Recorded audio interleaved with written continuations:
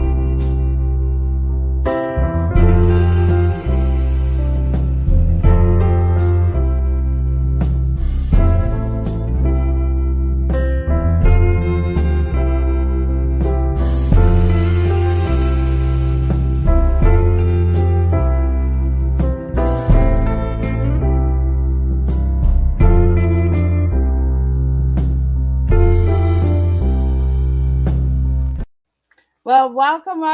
We are back and we are here for the last tea time already. We have done two amazing shows already today, and we're going to end it with an amazing topic. But before we get started, we're going to do the disclaimer. We're going to do a bio. We're going to get all of that good stuff in there. So grab your tea, grab your coffee, grab a glass of beer, or grab a glass of wine, whatever you would like to drink. It is not a beverage that you need to drink tea on Tea Time with Miss Liz. So I want to just let everybody know that I really appreciate all the support and shares that you've been doing for Tea Time and all of the outreaches. It really, truly is making a difference. So let's just keep doing that. Let's just keep sharing all of these incredible tea times. But tonight I am joined with a beautiful lady who has a beautiful heart, as you can see in the intro video, has had over 70 children in the foster care as a foster caregiver.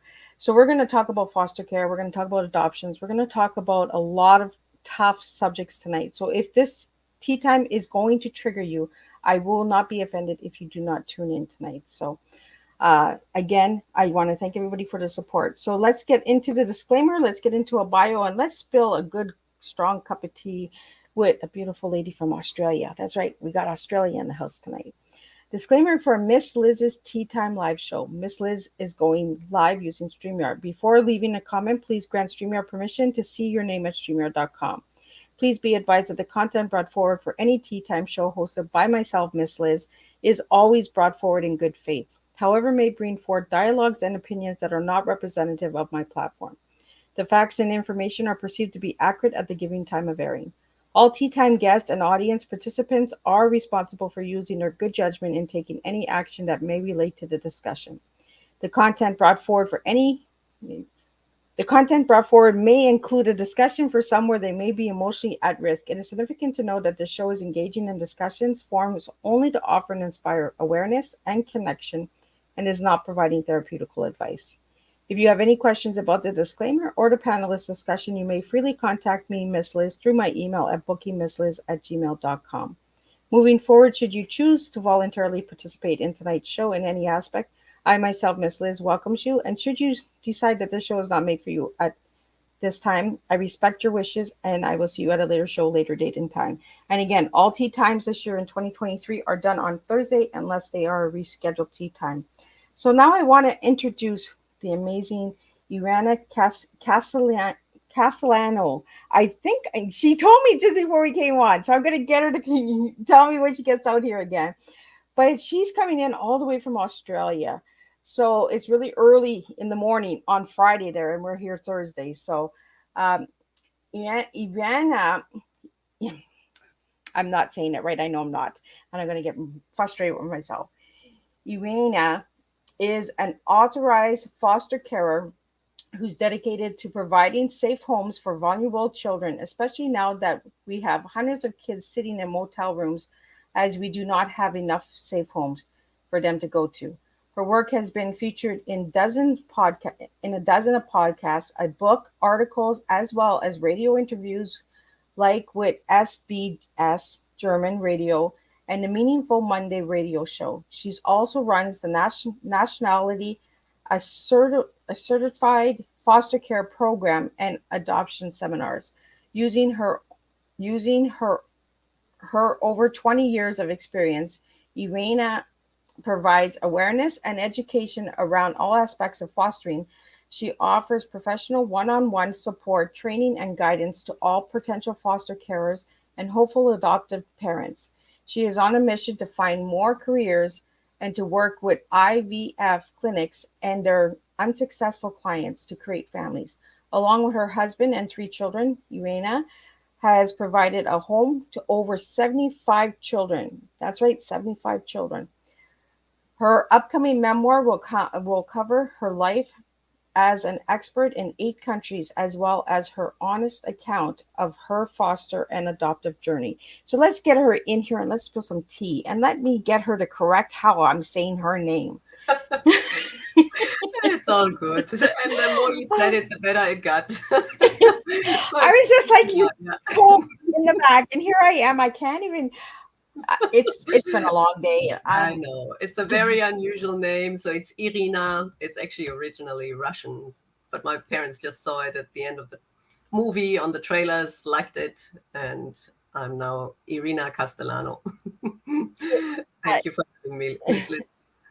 So, Irina, you're originally from Germany, correct? Correct, yeah. Married to an Aussie, and I have 3 kids from 3 different backgrounds. So there's a little bit of Singaporean, Bangladeshi, and Lebanese in my kids. So, yeah, so 2 are adopted and 1 is biological. So let's get into it. How did it all start? Let's go back to the little girl and how you became a foster carer. Because I'm really open on this topic. A lot of people know my story. I was in foster care as a child, and my children were put into foster care system because of domestic violence. So I really want to have a heart-to-heart talk with you tonight on why you became a foster carer, because I want to know what it takes to be a foster carer. I'm not a foster parent, so I don't know, but you do, and I want to have a heart-to-heart talk with you tonight about that. Right. Yeah. No, I didn't even know it was so real for you and such a connection. So yeah, I'm happy to hear any questions, any feelings you might have. You know, I've worked with many birth families. We've had, thanks God, a lot of reunifications with birth family, because this is where the kids belong. So kids always should be with birth family if at all possible. So it just needs to be safe. There's different situations, right? Yeah. And actually, one of my the very first child that we took into our care was actually a family that just needed a helping hand. And they voluntarily, they said, look, I'm struggling. I need somebody for my kids. I'm an expat here in Australia. I have nobody. And my husband works. I need to go into a hospital. And this is also reasons why kids end up in foster care. And this is, the unknown part of it. A lot of people don't know that, people come forward and say, hey, I need help. And I'm doing this voluntarily, that my kids go into foster care. And then, once the family is back on their feet and everything is, all right, then the kids go back. And that's, a side that a lot of people don't know about. Yeah. And I really want to thank you for that, because that was my situation. I needed help. Right. But it came to the point where you have to make a decision for your children, the well-being of your children. Sometimes, you have to say, as much as you want your children back at home, sometimes it's better for them to stay where they are, and build a relationship with that family. So did you ever have that situation where you had a mother or father put their kids into care and then want to build a relationship with you and kind of stay connected as well to their child? Yeah, definitely. I mean, we actually have one scenario where, the very first one, like I said, there was a beautiful Vietnamese family, and they gave me their son. I looked after him until the lady came back out of hospital, and then he went back, and they were incredibly grateful. And just, so that was like my first experience, and it was beautiful to start off like that, because I know that, initially when the kids are taken, I don't blame the birth family for not being, if it is not in a voluntary scenario, for being a bit of auntie foster carers, and that's where you normally just stand back, let the caseworker deal with everything, and then when it's kind of calmed down, then you get involved. So the longer the kids stayed with us, the more then I would say, hey, I'm happy. So as long as there's not a safety issue, I'm happy to get to know birth family. I want to work with them because, I want them to see that the kids are doing fine. I want them to be relaxed. But we had one scenario where and I know that they don't mind me talking about this because we're actually very close. We had a little girl come into our care where she was actually only a week old, straight from hospital. And then we looked after her for 13 months, and then a grandmother was found to look after her and to be reunited with family. And we are actually in a really great. Sorry, we've got a few dogs here at the moment. We have a great relationship. So they actually come and see us. They live in another state. They come and see us once a year. They stay in our guest room. We go and see them, and they know that we've always only wanted the best for her, and they've embraced us as the extended family. And it's beautiful because the little girl, runs in here now and just feels at home. And then again, she knows where she lives, and she just feels really supported that we're still there for her. And yet, she's so happy with the whole scenario. So that's it. And there is a reason why I asked you that, because I want to take the stigma off of the anger, right? Because there's a lot of people that when they hear foster care and they hear adoption, they get angry, they get aggressive, and there's a stigma, right? Of, oh, you just want to take my kids from me, you just want to have my and that's why I wanted to put that out there. There are relationships, there are situations where the foster care families are connecting with the biological families, and working a relationship for that child. And I think that that's really important as well. And I've listened to a couple of podcasts that you've been on, and I'm like, oh my goodness, there's so much alignment. There's so much things that resonate that you have been through and that you've done. And I understand a little bit why you do it. So I never went into fostering to expand my family, and to be honest, I also got really upset that when we did foster for a few years, then we went to Singapore. And before it used to be, there was temporary fostering, there was long-term fostering, and then there was, over there was adoption. It was all separate. Yeah. So when we first started to foster, we were only emergency short-term carers and, also respite carers. So in total, there are 4 different types. And so we only did that. And long-term care, or permanent care, as it's also called, was like totally somewhere else. And adoption, again, somewhere totally else. So it was all separate. Yeah. So when I then went with my husband to Singapore, came back, and we continued fostering, everywhere I went, other carers would say, and are you keeping this one? And are you keeping this one? And I got really upset because I said, sorry, I've never been in fostering to keep anybody's child. I only want birth families to have a break and to have their kids back.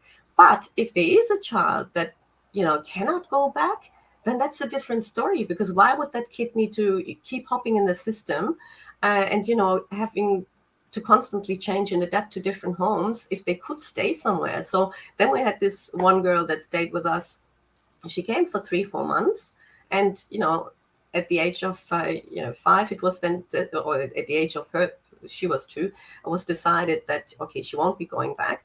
And then I thought, oh, okay, now she's going to move on over to adoption. But thanks God, the government and everybody has learned from this that kids need permanency. Yeah. And now why would you rip her out of a home that she is comfortable with, that she is happy, we're happy? Why would you now change that? So that has changed. And then they asked us, they said, oh, would you like to take her on permanently till the age of 18, or, even maybe adopt? And we were like, what? Yeah, of course, if she can't go back, of course we will keep her and provide her with a home for the rest of her life. But we were really surprised. But then when we came back from Singapore and everybody was saying, oh, yeah, I'm like, no, I'm not. But it has now merged a bit, because what they're saying is that, you shouldn't really go into fostering to create a family or to expand your family. Having said that, if you stick around, if you come in and just have the attitude, I want to help these kids, I want to help these birth families, eventually there will be one that It might be the first one, might be the 10th one, might be the 20th, but eventually there will be a kid that cannot go home. Unfortunately, that's the scenario. And then it's fantastic if you say, you know what, I'm open to it. I'm open to it from the beginning. But, I don't want these kids to come here and call me mom and dad. No, none of that. Okay. I want these kids to come here, have a safe place. If it works out at home, great. Then, go back. That's the place where you belong. And if not, then, hey, you can't go back. I'm here to support you. Let's have contact with birth family. Let them know that you're safe. Let you be able to ask all the questions you may have. So the connection and open adoption, I find that super important. Absolutely. The connection should always be there. Yep. If birth family then doesn't show up or doesn't, communicate or doesn't meet, what can you do? Okay. But the child needs to know that you're open, that you're embracing birth family, you're not judging. Everybody has its, own things going through. And of course, often there is also even generational trauma, so it goes from one generation to another, and it's not easy to just fix in a few months' time. So, but if you can at least be there and say, hey, I'm happy for you to see birth family. If they don't show up here, I'm always here for you. Let's talk about it. Let's do, I find that so important. And that's why I really wanted to have you on Tea Time, is because of my personal story. And I wanted people to know that there are people out there that really want to get you back home. They don't do it to build a family, but there's so much stigma around foster care and adoption that it turns it into a negative situation when it should be a positive situation, right? Oh, and look, most foster stories, if you read anything in the paper, it's always the negative ones. Yep. We just here in Australia, we have 47,000 kids at any given time in foster care. But if, one story hits the headlines and that's what sells, then of course, oh my gosh, another child has been abused by a foster carer or something like that. It's always negative, there's never anything positive. You don't hear any good stories of reunifications, restorations, anything like that. And we have thousands of those every year, Yeah, but and that's why I really wanted to have you here, because I want to really get people to have a different perspective of it, having myself live in this situation and understanding it was really deeply important for me to build a relationship, knowing that I was not going to be strong enough, and because of situations, it was better, and for the safety of my children, sometimes we have to make choices, and we have to put our children always on, before ourselves. So I want to thank you for that, and I want to thank you for opening your home to over 75 kids. That's amazing. And for yeah, it's still adopting. counting. It's probably another few on top of that. But also, it's not, as a foster care, you don't sit here and you count the kids that come in. It was just that when we hit 20 years, my caseworker, actually, who has been with me for many years, actually did a summary. And he had actually some kids missing on his list. And I was like, no, actually, this one came as well, and this one, So then we looked into it and we started counting. It was like, wow, that many? It never even occurred to me, So it's only because when we hit the 20-year mark. So it's been 23 years now. And yeah, one kid only stayed one night. So he was being removed. He came to us, and the next day, grandma could take him. So, that was all good.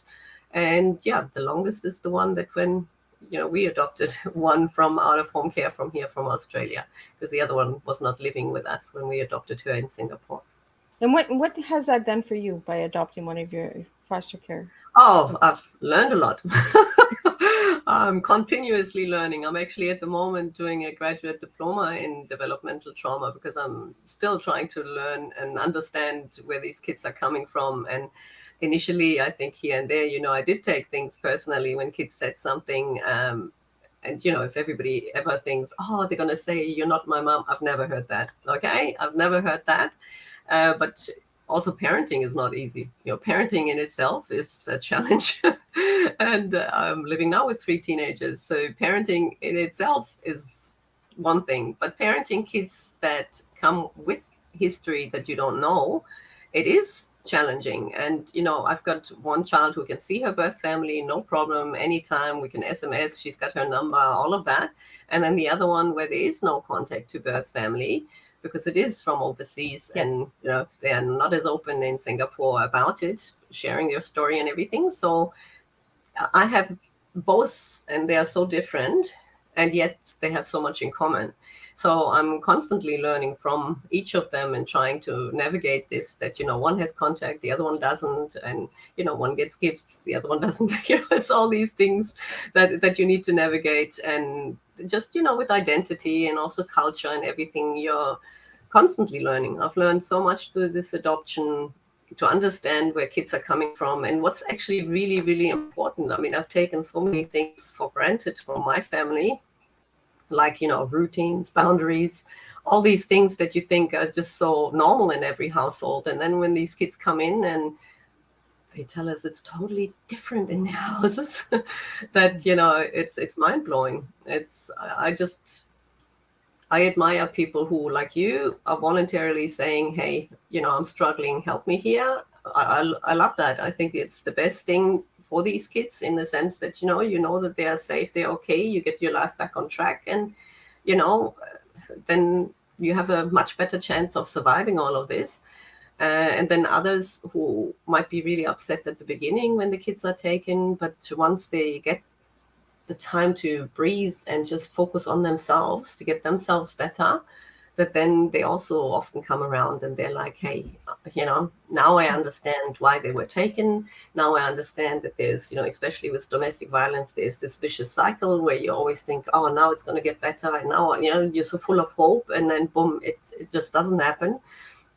And I think it's super important for people to understand that this is supposed to give everybody a break, and for everybody to heal a bit, and then to be reunited, but never to lose contact, never to, be cut off, and I've never said to the kids, you're mine, or anything like that, because, hey, I always say, you didn't grow under my heart, you grew in it. That's my little And that's saying. what I got from the stuff that when I went and did some research on all my guests, because I do that on all my guests. And that's why I put that in your video, the heart, because I got a lot of heart from what I heard and listening to you on other podcasts and I'm like, this woman has a big heart, That's why I included it in my logo as well. and I just find that we need more people that are honest and transparent, and saying, what, I'm not here to take you. I'm here if you need me, because there are different situations. Every situation is different. We have a question here for you, Irina. They want to know how many children you had at one time. Oh, look, I think the one thing that I do remember was when we had only 2 kids ourselves, like one adopted, one biological, and they were actually, 3 and 2. And then we were asked to take in 2 kids, where then the next day they kind of said, oh, there was actually a twin that went into hospital, so can you take that one too? So we then ended up with 5 kids under 5. Wow. that was a really good one. I mean, we didn't even have enough car seats in the cars to go with all the kids, so we were a bit housebound for a week. But yeah, that was one thing. So I don't think it ever really went over 5. But most of the time we just take one, because we were also, but sometimes it's siblings where it's 2, but that was our only time we ever took 3 at any given time. Yeah. So we have a foster room down here with bunk beds, and then we have a guest room upstairs. So we always say that as an emergency, if kids are removed and, you have a sibling group of 4 or 5, we're happy to take them for a night or 2, but it never really came to that. So those 3 were at one time the highest number. So we had 5. Yeah. So is there any training that's provided to the foster caregivers? Lots of training. All agencies do training, and there's so much also out there that you can do yourself. I mean, I'm a really keen lifelong learner, and there's so much on, if it is domestic violence, if it is autism, if it is ADHD. I mean, I'm constantly doing courses on pretty much everything, but even your agency normally requires you, here in Australia, they want you to do at least 2 sessions a year. Okay. But I did, 2 sessions a month, and I was still just, because also in these sessions you get to know other carers, and it's a really powerful group out there that, you just support each other. Because, I mean, as much as it's lovely how everybody has always been so welcoming at schools, and you have your mother group and all of that, but they don't fully get what it means to look after foster kids, because you're working with the system. You have, these kids have different behaviors. They have, so many things that are a bit out of the ordinary. And when you talk to other carers and you feel really heard and supported, that's super important as well. So it's not just even the training that you get, but also the support from other carers that I find absolutely vital. And you provide some seminars in that as well for adoption and foster care, correct? Well, this is where I work with. I'm with one agency as a carer, and then I help out at another agency as a casual. So I then run the nationally accredited shared lives training. That's what it's called here. So every person that wants to become a foster carer not only has the assessors coming to the house and doing, home visit and checking that the house is safe and going through your past to see, how stable you are, and also how many things happen in your life, to then see if you are if you have healed yourself enough to then look after somebody else and not to be triggered by things that these kids bring.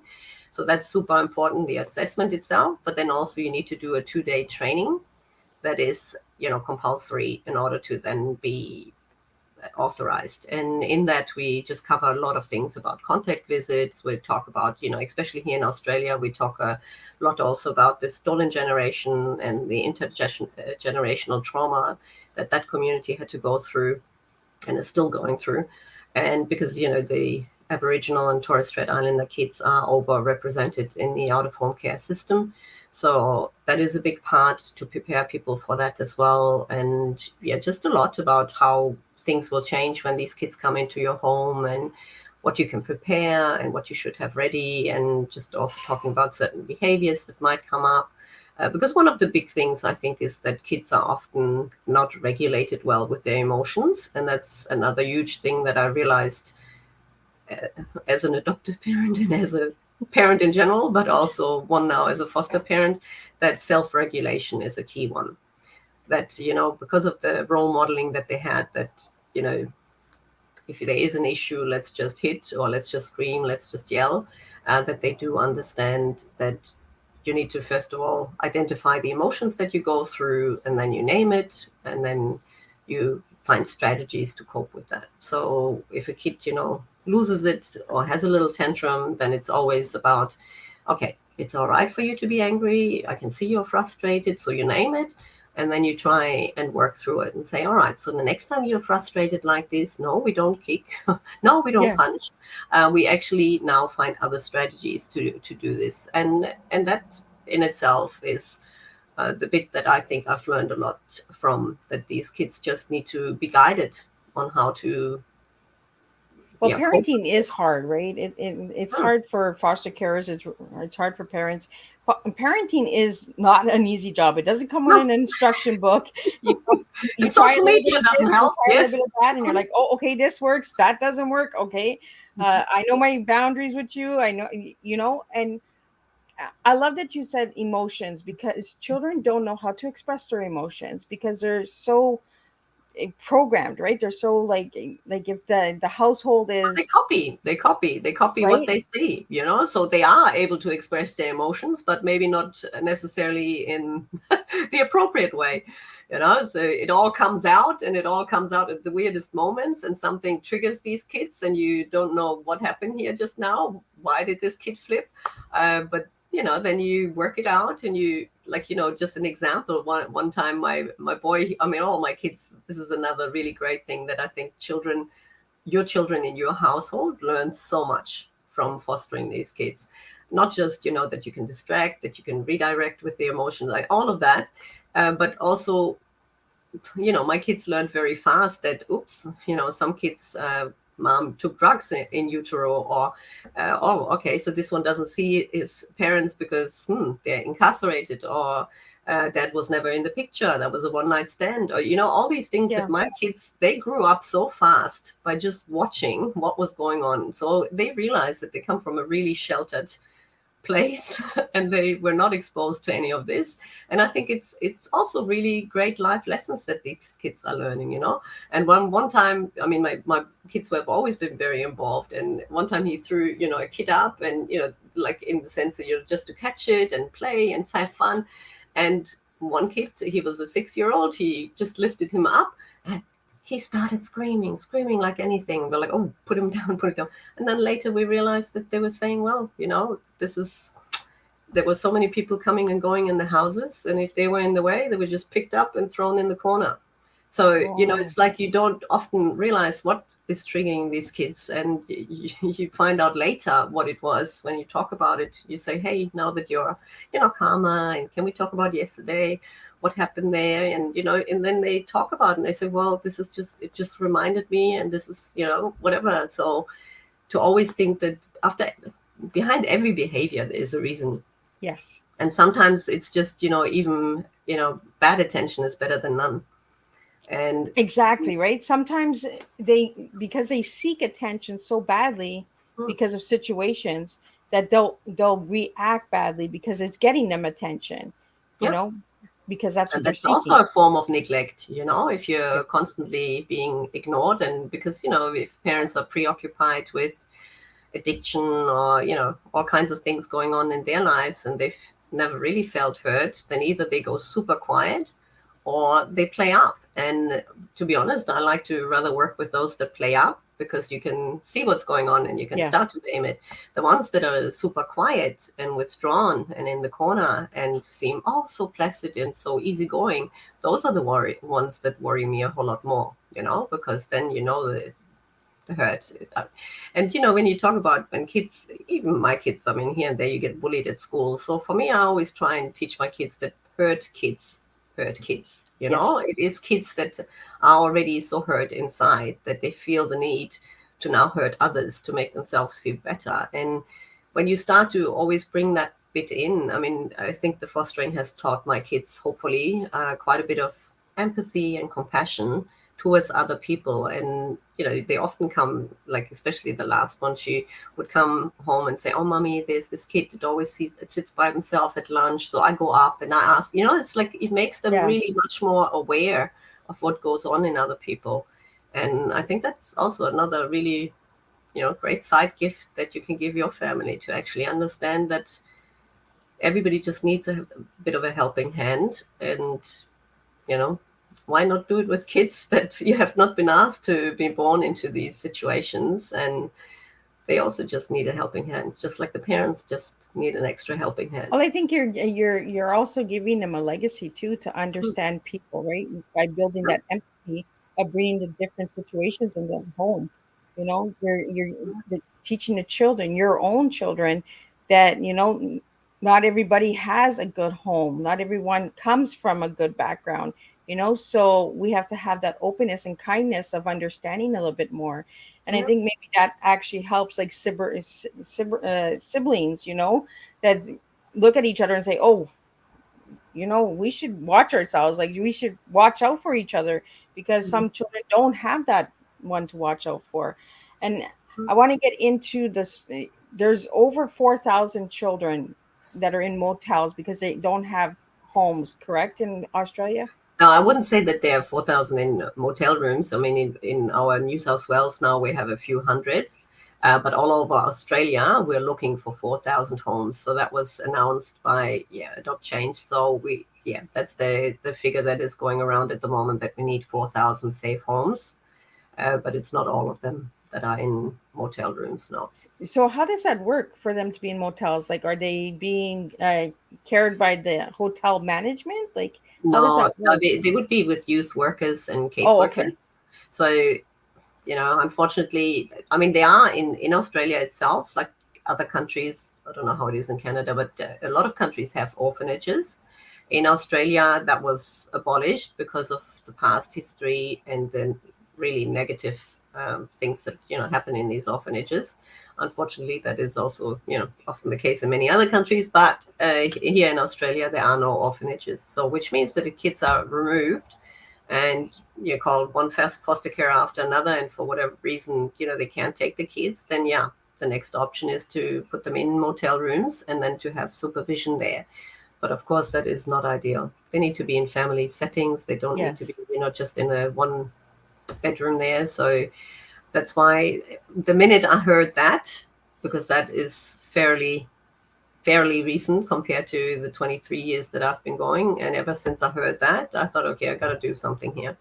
Got to do something. And I would love to work also with people who would like to create families, but for them to be open and say, okay, I'm happy to foster, and I'll just, stick around long enough until a kid cannot be returned uh, to birth family, and to just say, we want to have kids in our home. Let's have kids in our home and create it all a little bit differently.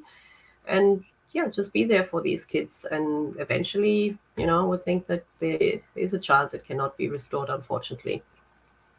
So, Irina, I want to ask you, if I ask you what your tea is tonight, what tea are you serving to the audience? Well, for the T for me stands really for transformation, transform these kids' lives into safe and happy, to create happy memories so that they have more happy memories than, the negative ones. And the E definitely for empathy, to show empathy to each kid's story and to be non-judgmental and just really just listen to what they have to say and actively listen to really take in what they're saying. And the A for me would always be attitude, that we change our attitudes to kids in care because they didn't ask to be in care, and to just be open-minded to create. I mean, these kids come to us and they have never had play dates. They've never had, sleepovers, all these things that we take for granted as, we all had it in our childhood, or most of us. And I just think it's incredible to then see kids that when I say, oh, you getting along with this one? Shall we invite them for a play date? And they're like, I can bring them home. Wow. It's like, and it's so beautiful to see. And then for them to be so proud and bring them in, and it's like, and if you ask, I had a 13-year-old, and I said, hey, listen, in 4 weeks, it's your birthday. What would you like to do? And he was like, who knows where I'll be in 4 weeks? And I said, Wow. you're kidding. It's like, all right, let's just assume you're here in 4 weeks. So what would you like to do? And he's like, I don't know. What is a birthday party? I never had one. 13. Wow. And it's we just take it so for granted that these kids have and you can make such a difference in just saying, all right, then let's celebrate you. Let's do, what would you like to do? What would be your dream birthday? And they're like, well, I don't know, invite a few people. All right, how many? And let's get into it. And it's like, it was so nice, so just to see that and these proud moments for him to, have kids over and to have a cake and the whole thing. It was just beautiful to watch. And those are the moments why, we do what we do. And I love that you're saying that, because we do take so much for granted. Sometimes we forget the little things matter. Absolutely. Like a birthday party. And I really want to thank you again, like, for everything that you've done, Irina, because having gone through what I've gone through and being even in foster care as a child, Mm. I had that, like, where am I going to be in 4 weeks? Am I, like, you have that, because you never know, are you going home? Are you going to grandma and grandpa's? Is an aunt and uncle coming to get you? Are you staying in this home? So I really am personally attached and connected with the work that you're doing, and I want to I thank would you love for. to hear your story. Why don't you write your story? I would love to read that. Oh, my story's in many books, but I Oh, want to there get you into go. your. Okay, I want to so get then into I your need to book. do my research. There we go. I will Google that now. I want to get in. I want to get into your book, because you have your book in the back here. Elevate Your Performance. What is that all about? Yeah, look, the title doesn't fit to my chapter whatsoever. I did a coaching certification, so I'm a certified Okay. coach now, and I would like to, coach people on their journey and purpose in life. And if I can combine it with fostering, brilliant. But I then had a chance to be with 9 other coaches in a book, and all of them did it on coaching. So that's where the Elevate Your Performance comes from. And I said, no, if I can raise awareness, I want to raise awareness for fostering and adoption. And that's where my chapter is the odd one out. But this one is available. But I'm also writing my memoirs, and also there's a carer book that is coming out with other carers that we wrote a book together. That's coming out in probably April, somewhere around there. But my personal memoirs, I'm also in the middle of writing that, because I would just like to share that with Yeah. people, to really not be afraid to just give it a go. And there's never a perfect time to have a child, in my opinion. Right. No, we also wanted, I I know that other people are maybe waiting. I mean, we've gone through IVF to have our biological child, so I know that that is a journey for people as well. But I really think there's always reasons not to have kids, or thinking, oh, not right now and later. And the same with fostering. People are thinking about it, and I'm just saying, go for it. Yeah. Just help these kids. If you can help one kid this year and 2 kids next year, and it's not about numbers, it's about the quality care that you provide for these children. And if you can make a difference in one child's life, then that is already all I want. I just want That more people. I love that. I love that because we got to stop looking at numbers. We got to stop looking, and we got to really look at the child. The child matters, not the number. The number. Let's take the number away and let's put the child. Yeah, And I when we really, got really our thank last you. one, when she came to us and we knew that she needed a bit of attention too, we didn't have any extra kids for I think 2 years or something. And Wow. only when we felt she was really settled and everything was okay, then we said, okay, how do you guys feel? Shall we continue? And they were like, yeah, okay, let's take another one. And so it needs to fit. And yeah, it's never been about numbers for us. It was always that we take a kid. Then if they call and they say, can you take another? We evaluate. Can we not? Well, okay, yeah, all right, let's say. But it was mostly sibling groups anyway. So we've never really had kids that were from two different families that we took in at one time. And yeah, that's the way it should be. It's the quality care that you're trying to provide for this one kid. And then, if it suits you and you think you can handle another one and the child is fine with it, because that should always be part of it as well, then yeah, okay, because you all learn from each other. And sometimes I feel, having 3 or 4 that all play together is a whole lot easier sometimes than just one. So it needs to work for everybody. So yeah, no, really appreciate the time here that you So, dedicate. so Irina, you also talk about adoptions. So, what's the process of adoption? What's the time Well, frame? in New South Wales now, it has definitely been a bit more streamlined. Not in all Okay. states and territories in Australia, but in New South Wales, there are some agencies that now give you authorization for fostering and adoption at the same time. So, which Okay. means you do the fostering training, but you also do an open adoption seminar, and then you are authorized for both. So, which means that yes, we know that you are more likely to want, a permanent placement, but you will do the fostering along the line. And if sometimes you get a child within a few hours, you get it, and nobody knows what's going to happen in the future. Yeah. And then a few months, years, up to 2 years, a child can be in foster care, but then it needs to be decided what's happening. Is it being restored, or will it go for adoption? These are the guidelines now in Australia, so it has been definitely more streamlined. If a child can be restored within 3 months, 6 months, great. But then after 24 months, it needs to be decided. And if it's not being restored, then it will either go for guardianship, permanent care, or adoption. And this is where this then comes in. So it has been definitely more streamlined, and they have learned over the years that permanency is the best thing for the child. So you don't want them hopping in the system. You don't want them going from one home to another. You want to give them permanency, and this is what adoption does. Well, And also and it guardianship. saves a lot of stress and trauma as well, because if you're bouncing the children from home to home, they never feel comfortable, right? They're just like, okay, I'm here for one night, then I'm at another place for another night, you know? Yeah, they might feel comfortable, but they will not feel secure. And this Yeah. is what we're trying to do. These kids are in need of a safe home, but they also are in need of permanency. They need to know what's happening in the future.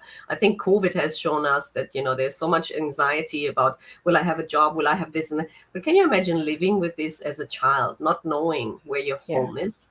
Not knowing who's going to look after you, who's going to be there when you turn. I mean, there's a lot of anxiety also for kids to turn 18 and then think, oops, now I'm leaving the foster care system. Well, what happens next? I mean, which parent now has kids leaving at the age of 18? Not many, because, the cost of living and everything They're else, still where are living. kids going to go? So, Yeah. I mean, kids are normally there. So if you had a kid for a while in your care, then why would the birthday of turning 18 change anything? I mean, for us, if we would have a kid at that age, then yeah, well, you stay here just like all other kids. And, Hmm. once we know what you want to do and where you want to go, then that's the time, but not just because you turn 18. I want to get into the IVF. I heard your story. I listened to one of the podcasts, and you had spoken about losing a child, and I'm very sorry for that. Again, connection. I lost a daughter through abuse and stillborn. Mhm. And when you had mentioned that, I was like, there is really a reason why we're connecting and why she's coming on Tea Time. There's, the alignment of the way that the universe works to make people come into our lives, right? So, what would you like to change with the IVF, Yeah, see, I mean, and how many people talk about this? Not many right? people. Okay, not many people talk about the IVF journey. Not many people talk about miscarriage. I remember standing at a playground with a lady who had 4 kids running around, and then I don't know how, but we got into this, and because I had all mixed kids there, and she said, "Oh, so how does this all work?" And I said, "Oh, fostering," and she said, "Oh, yeah, we struggled to fall pregnant," and I was like, "Hmm, you've just got 4 kids here." She said, "Oh, but I had 10 miscarriages," and I was like, "What?"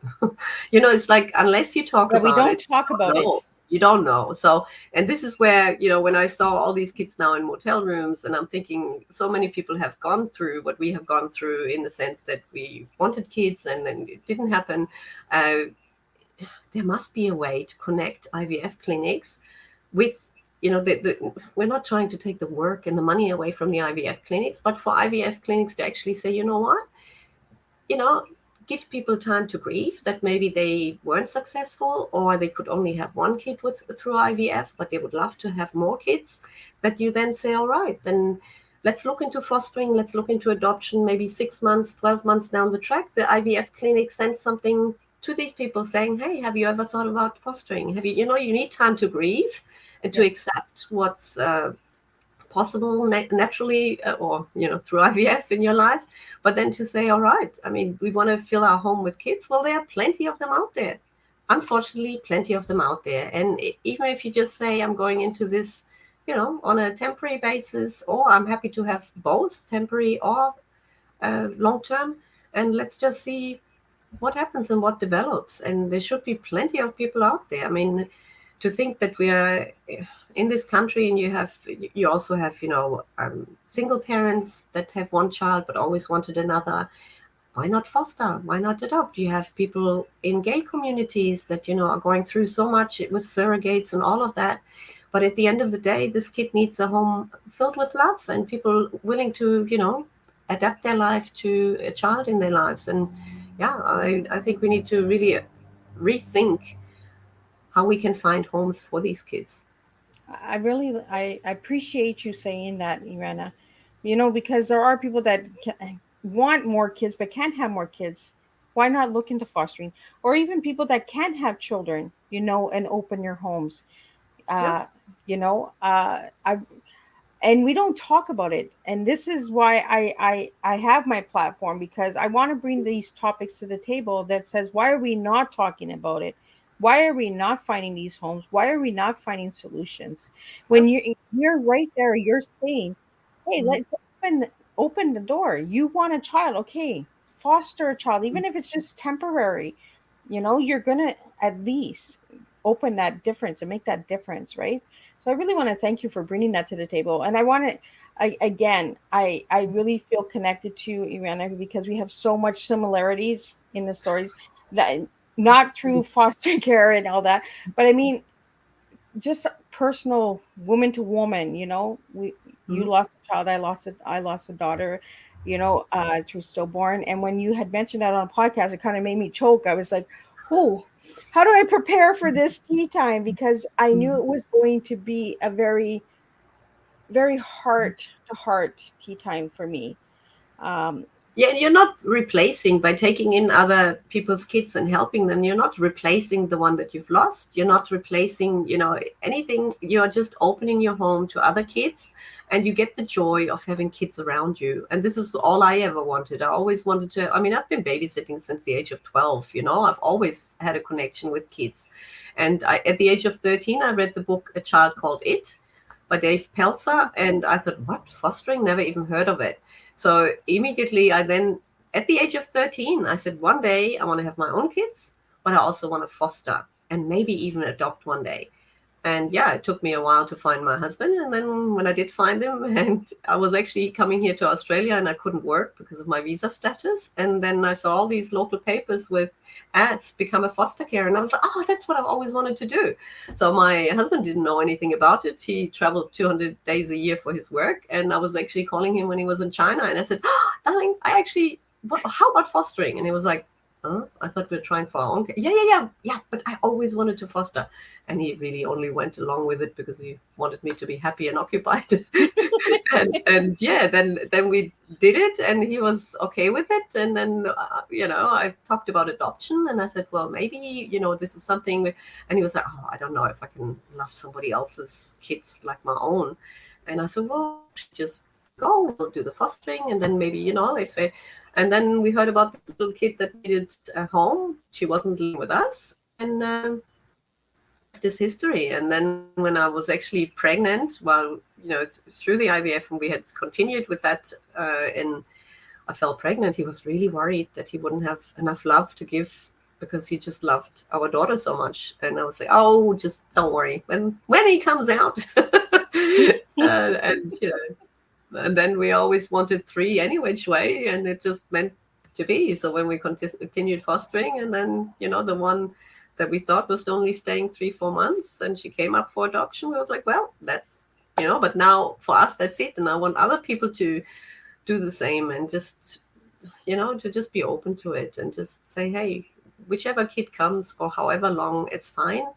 And if you're happy to do long-term or permanent care or adoption, guardianship, whatever it may be, then it's also meant to be, so just to be open to it. But unfortunately, we've got kids enough to fill, and I know it's the same in America and so many other places. And yeah, should have done a bit of research for Canada there. I'm sure. Yeah, the numbers are just there's so much. But I really, for anybody that's listening to the tea time out there tonight, and who will share this tea time with other members of your family who are looking maybe into fostering, because you want to see how you can make a difference, because fostering does make a difference. You do impact lives. I had some really amazing people that took care of my children, so I'm grateful for them. And we got to make a relationship and make it work for the children. It might have not always worked for the parents, but it worked for the children, and the children were safe and secure. So that's what matters at the end of the day.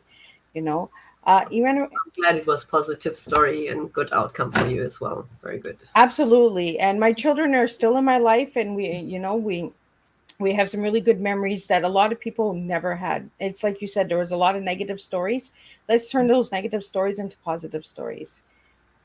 We have to really make a difference. So and that's why I have you here, because you're a positive story. You've made a huge impact in so many children's lives, and you've got your family involved. Like, it was a family activity of making a difference with other people, and showing the empathy and that as well, right? It was a journey for the family. Yeah, and my kids have taught these kids so much, and they've learned so much from them. So it was really an all-around such big experience. Yeah. No. Well, and it kind of gives them a friendship as well, right? Like, we don't talk about the friendships that the other children get. Like, they come into and they go through, like, oh, okay, they're only here for a little bit. So there's a lot of adjustments for the family as well. Mm-hmm. I want to wrap up tonight's tea time with favorite color and one word, and your final message to everybody. So your favorite color that you gave me was orange. Why orange? Oh, I just think it fits so nicely into my logo. And it is a bright color, and it's not just, it is about love, but maybe also a bit faded, because it doesn't have to be blood related. It is, it can be just really a deep, good, strong orange that love can come from all kinds of places, and you don't have to be blood related to show love to other people. So, well, it's like a juicy blood orange, right? They're good and they're sweet, and I asked you for one word, and you gave me the word helpful. Why helpful? I think the whole world would be such a better place if we are just helpful for one another. I mean, I've often got my kids saying, oh, why do you need to take the neighbor's bin in? Or why do you need to do it? I'm like, What does it cost me? Nothing, absolutely nothing.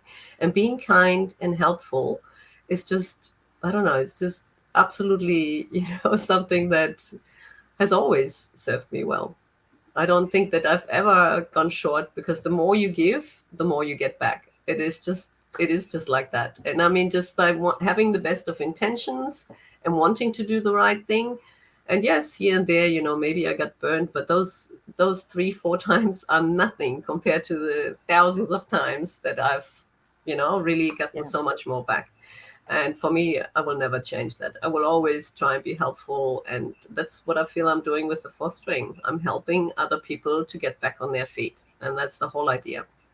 Well, you are making a huge difference. So if anybody would like to reach you to have them on their podcast, or just talk to you and get to know a little bit more on fostering and adoption, how can they find you? Yeah, on my website, I've now finally got a website up, irinacastellano.com.au, or find me on LinkedIn. I'm not as much on Facebook. I'm still working out the Instagram bit, but yeah, I'm more than happy to chat with anybody for, let's say half an hour for free, where you can just find out if fostering is something for you or not. I would love to do that. Let's And get going in any country. oh, well, look at that. See, any country, she's opened the door. And if anybody would like to get your book that you have there, Elevate Your Performance, where can they get that? Oh, that's. I'm also, to be very honest, I've got the ebook. So if anybody contacts me and wants to read it, just contact me and I'll send it through for free. So, That's any fine. final words before we wrap up tonight? I just so appreciate the time. Thank you, Miss Liz, and thank you to anybody who tuned in and who took the time to listen. And if fostering is not for you, and it's not, there are so many empty nesters out there that might be interested. It might be your sister-in-law. It might be your, anybody that you hear that says, "Oh, I would just love to have kids in my home," and something is not working out the way you thought, then consider fostering. Well, thank you so much. And thank you so much to the viewers and listeners out there.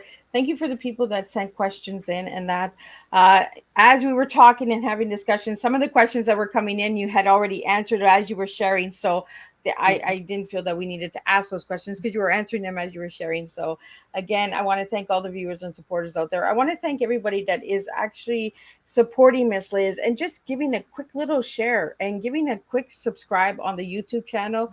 Ring that bell. You'll be notified all the time when there's a live tea time. I try to bring as much as I can, as many topics as I can, and I try to bring in topics that I resonate with, that I've gone through myself, so I can get an understanding and a different perspective as well. So, Joanna, I want to thank you for all of the work you're doing. I want to thank your family for doing what they've done and the sacrifices they've made as well. And I want to thank the people out there who are fostering. I want to thank you from the bottom of my heart for all the work you've done, because there are times when there are mom and dads that need a little help. So I want to thank you all. I want to thank everyone who has opened their hearts and doors for our children at times. So, and I want to thank all of everyone that tuned in for this morning's show, this afternoon show, and this evening show. This morning we had amazing awakening, reawakening you, Jenny Mannion, and then we had Ruth G. Sanchez from the United States, and she's with Project Cure. So, and then tonight we're foster care and adoption. So that's what we do. We serve 3 different types of tea, and all in one day. So again, I want to thank everyone, and I will see everyone next week for 3 new strong cup of tea.